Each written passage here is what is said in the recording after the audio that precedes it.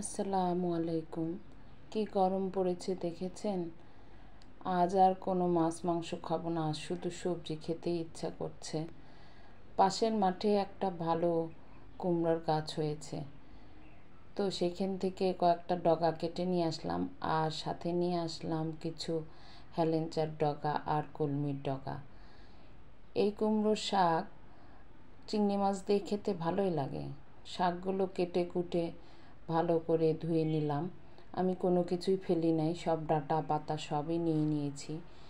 ফ্রিজে কিছু কুচি চিংড়ি ছিল, এইগুলো ধুয়ে বেছে নেব। এই রান্নাটা আপনারা বড় চিংড়ি দিয়েও করতে পারেন, আমি কুচু চিংড়ি দিয়েই করছি। কড়াইয়ে তেলের উপরে পেঁয়াজ দিয়ে ভেজে নিলাম, তারপরে কাঁচামরিচ দিলাম। আমার কাঁচামরিচ ছিল না, লাল লাল মরিচগুলোই দিলাম।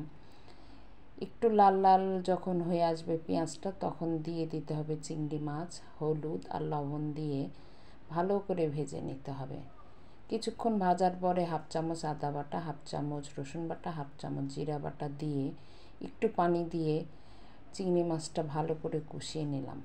এবার দিয়ে দিলাম শাকগুলি দিয়ে ভালো করে চিংড়ি মাছের সাথে মেশাতে হবে। ভালো করে মিশিয়ে এবারে হালকা একটু পানি দিয়ে দিতে হবে। হালকা পানি দিয়ে সিদ্ধ করবার জন্য ঢেকে দিলাম। এই রান্নাটা অনেক মজার হয়, আর কুমড়োর শাক তো এমনি স্বাদ লাগে অনেক। আপনারা কে খান জানি না। এই তো হয়ে গেছে, দেখুন আমি সমস্ত পানি শুকিয়ে নিয়েছি। দুপুরের ভাত নিয়ে নিলাম, সাথে কুমড়োর শাক আর চিংড়ি মাছ, আর নিয়েছি গন্ধবাতালি পাতার বড়া। এই বড়াটা আপনারা কারা কারা খেয়েছেন জানি না। গন্ধবাতালি পাতা সব জায়গায় হয় কিনা আমি তাও জানি না, আমাদের এলাকায় অনেক হয়, খেতে খুব ভালো লাগে।